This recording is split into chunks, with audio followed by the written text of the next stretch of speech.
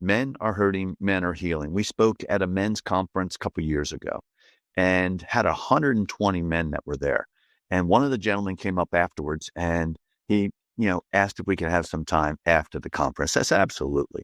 So after the conference, we spent some time and he said, you showed a picture of the building and the practice you took over. He says, I know that building. He says, 2 years before you took it over, my daughter, who was 17, came to me and she says, Daddy, I'm pregnant. He said, I go to church every Sunday morning, every Sunday night. I'm there on most Wednesday nights. And I had never heard a message ever on what do you do when your daughter comes to you as single and 17. She says, Daddy, I'm pregnant.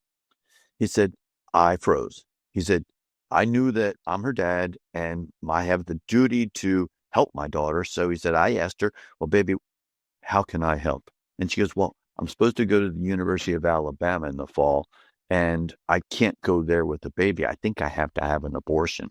He goes, okay. And his thought was, that's what she wants. I'll help her do what she wants. He said, Dr. Lile, he said, I drove my daughter to that abortion clinic that you took over 2 years afterwards. He said, I drove her there, and because she was under 18, I had to sign the consent form.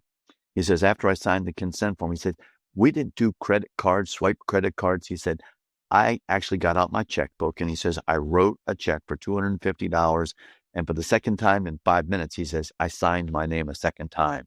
He said, we went to a corner office. We did an ultrasound. He says, all I remember was there was a black dot, but inside that black dot was something white that was flickering on the inside.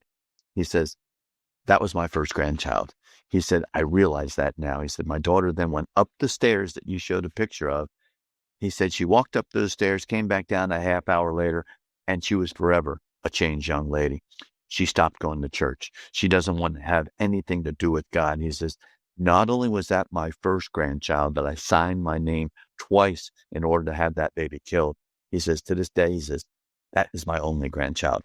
He goes, I had the opportunity to have a grandchild. And he says, I was culpable in the death of that baby.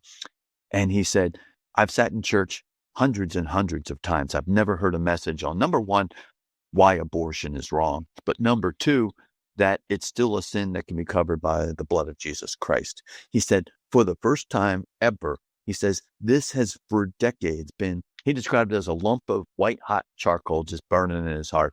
He said, I know I'm saved. I know I'm bought with the blood of Jesus. But he says, I just felt like it was so dirty and so foul that I had never gone to God and say, man, I confess this. I screwed up. I had a role to play as a dad and as a man. He says, I failed. He said, once I confessed that, he says, I know it's forgiven.